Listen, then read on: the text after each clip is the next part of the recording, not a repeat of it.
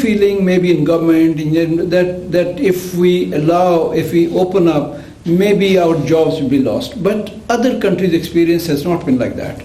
The size of the cake has grown much bigger. So the job situation has improved a lot. And it's not just cars, but auto parts. After moving from textile and clothing, countries have moved into auto parts. And if you look at any other country, Turkey, etc., all these developing countries, India thinks that their auto part market is 20 billion, is going to go to 100 billion. So they want to become big exporters of auto parts. And auto parts is that, if you make a part, it will be like this, that this part will come from somewhere, you click it like this, and then you export.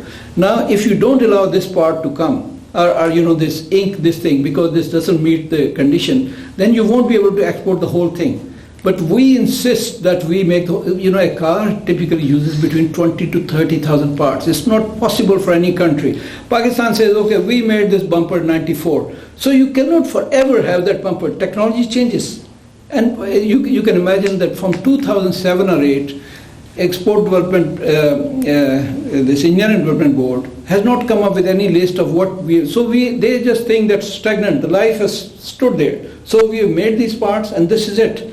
And so basically, Dr. Saab, you're saying is that the traditional model, which is fundamentally that you allow foreign investment to come in, let's say to setting up a car, but you give them a time frame, what they used to call the deletion program. Yes, sir. Yes. So that over time, the domestic inputs into the parts of the manufacture of a vehicle will keep on increasing. And therefore value added and therefore jobs will be generated through this subcontracting system. What you're basically saying is that this system has outlived its usefulness for 2 or 3 reasons. Yes. One is technology is moving very fast. Yes. Secondly, you have large number of new conditionalities about emissions, about how consumption of petrol, how to make them fuel efficient. So this model has to be now done away with. It's done away with. Everybody is done away with. And secondly, what you're saying is that what will happen then is that if we have a level playing field, we allow imports, we allow exports, we have no anti-export bias, we have no bias in favor of one particular part or another particular part. New industry will, of course there will be some transition, some jobs will be lost, but in the long term jobs will be far more created, and as a result of it Pakistani consumer will be better off. Today he is paying, let's say if he's paying 24 lakhs for a car, that car should be available to him for about 15-16 lakhs.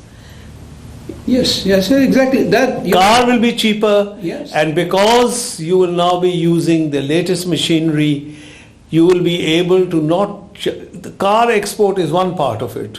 Maybe you can export cars to Afghanistan or to some other neighbors. But at the same time, you will then build up your specialization in areas which will actually mean not so much the export of car, but the question of auto parts. Even today, there are Pakistani manufacturers which are producing plastic-related spare parts for cars. And these parts are also being exported in different parts of the world. But this would require a very, very bold government with bold decision-making to be able to come up with. And that model for the auto industry, which is of course, let's say one case study, needs to be applied overall. And our industrial structure has to be built up on neither an anti-export model, which we have at the moment, but a level playing field, allowing foreign competition to come in and the economy to be able to grow. No, very well said. Just 2 points I'll add. That first, they can look at any other country which got rid of these policies and look at how and even in Pakistan, I was giving example of this air conditioner. Previously we had import substitution. You had to use a local compressor. You had to do this, and they got rid of that. And since then, this consumer industry took off. And one other thing, we think that unless we have these high tariffs, the things might not work. But You look at our tractor industry, zero tariff. For years we didn't protect them, and we produce the cheapest tariffs, cheapest tractors, very good quality. If our tractor cost is 7 lakhs, you compare with the next highest price in the world, it will be more than ₹1 million. In fact, many of these are being exported to Africa, etc. Because we are not exporting to developed countries, rather because of this emission, and because we don't allow some of the parts to be imported, put in there. You look at, you were giving earlier on examples of motorcycle industry. They did not quite enforce the substitution, and there were so many. At one time, one big major Japanese manufacturer was insisting that this should not be allowed only. But at the time, their motorcycle used to cost 70,000. 70 or 80,000, and still is costing, and their production has also moved 3 or 4 times. They're producing 200,000, but lots of other came in at 40,000, 30,000, 50,000 they're producing. So opening up has worked here in this country, has created a lot of employment, has worked, and I think that should be the way forward.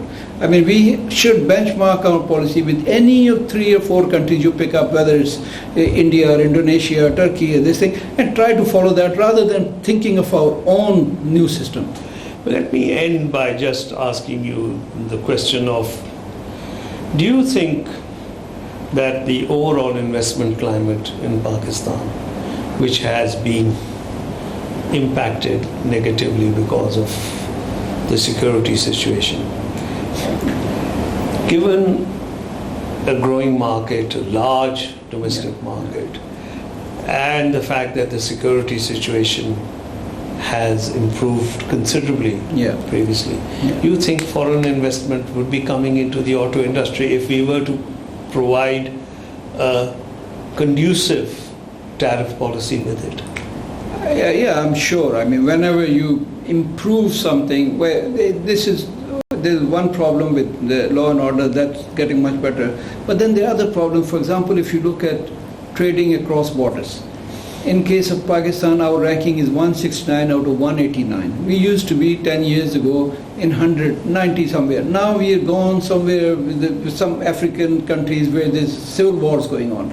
Because we have spoiled our import. So if somebody wants to come in, invest here, then they would like that they should be able to bring their machine, their goods here easily, re-export them.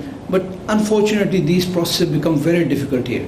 Now, a good opportunity for Pakistan is this recently, this WTO agreement on trade facilitation came in, and countries are taking a lot of active interest, trying to implement it, to modernize their processes. Again, unfortunately, countries submitted their program and how they're going to do it. There was list A, B, C. So what are they going to do within 1 year, what they're going to do in the near future, and what they want the donors to help them with.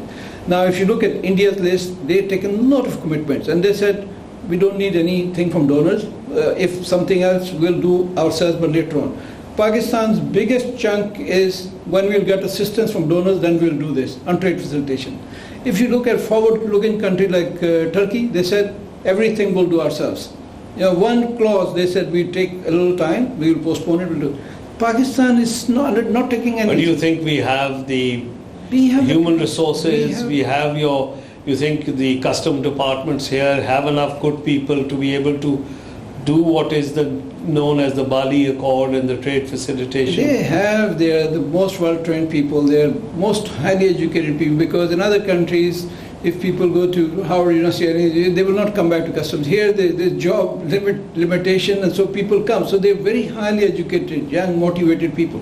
But the policy, and one other thing, when you have very high tariffs, it's very tempting for importers as well as customs officers, for everybody to get into that because it's high tariff. So so we have to do everything together, regulatory reforms, and then other reforms as well. Well, thank you very much, Dr. Manzoor, and I think you have certainly given us not only food for thought, but you have come up with some very practical ideas, and you have also given country examples to show that how tariff reform can increase domestic competition, it can make the consumer better off, and it can also, most importantly, given a binding constraint of foreign exchange, and our geopolitical situation, if we have good relations with our neighbors and in the region itself, we could then export. And foreign investors, if they find not only that the Pakistan market is big, but the regional market is also there, and trade facilitation is there between the region, then all this could help. Thank you very much, Dr. Thank you very much. Thank you for this opportunity. Thank you.